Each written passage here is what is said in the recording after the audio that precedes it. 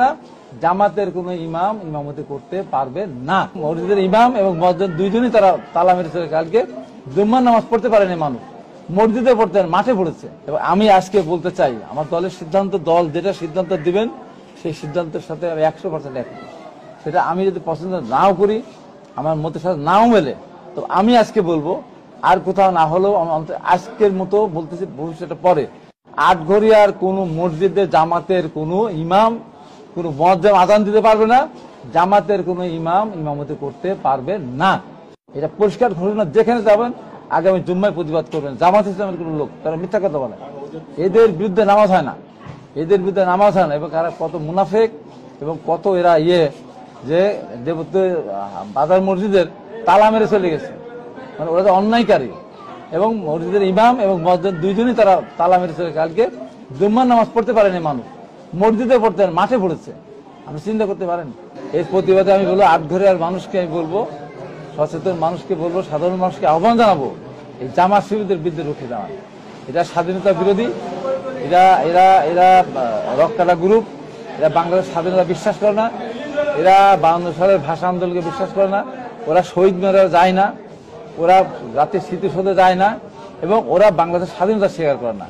এটা এমন কোনো ব্যাপার না যেখানে 30 লক্ষ মানুষ শহীদ হয়েছে, মা বোন ইজ্জত দিয়েছে, হ্যাঁ, যেখানে ঘর বাড়ি জ্বালিয়েছে, সেই পাকিস্তানিদের সাথে তারা দোষর ছিল, প্রতিষ্ঠিত দোষর, তারা অস্বীকার করতে পারবে না। তারা রাজাকার সৃষ্টি করেছিল, রাজাকার সৃষ্টি করে স্বাধীনতার বিরুদ্ধে তারা অবস্থান গ্রহণ করেছিল। আজ পর্যন্ত তারা স্বাধীনতাকে স্বীকার করে না, তার মুক্তিযুদ্ধকে মুক্তিযুদ্ধ বলে না।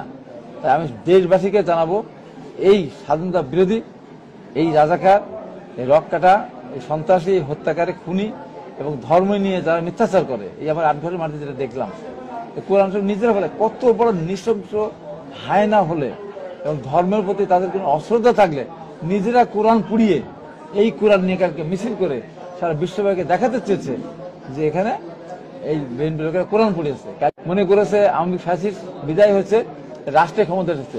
এত সহজ না। এই দেশের মানুষ কিন্তু স্বাধীনতা বিরোধী শক্তিকে কোন রাষ্ট্রের ক্ষমতা যেতে দিবে না।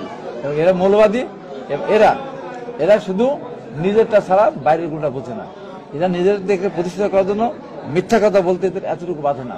আমাদের লোকেরা কোরআন পড়াতে পারে না, কোরআন পড়ায়নি। বিএনপির কোন নেতা কর্মী কোরআন পড়াতে পারে না, এটা আমি দায়িত্ব নিয়ে বলছি। এবং ঘটনা ঘটিয়ে এখন বক্তব্য করছে যে ফিলিস্তিনদের উপরে যে অত্যাচার করছে ইসরায়েল, আমাদের জামাত ইসলামী নেতাদের উপরে বিএনপি ওই ধরনের অত্যাচার নির্যাতন করতেছে। এই যে মিথ্যাচার, তারা যদি একটা ফুটেজ দেখাতে পারে যে আমাদের কোন লোকের হাতে লাঠি আছে, আমাদের কোন লোকের হাতে ছুরি আছে, যে আমাদের কোন লোক কাউকে আঘাত করতেছে, তাদের সব দায়িত্ব মেনে নেব। আর এই মিথ্যাচার যারা করতেছে এদের বিচার হতে হবে। আমি প্রশাসনকে বলবো, সঠিক তদন্ত করে, এই যে তার মিথ্যাচার করে সারা পৃথিবীর কাছে যে এই যে মিথ্যাটা তারা প্রকাশ করলো যে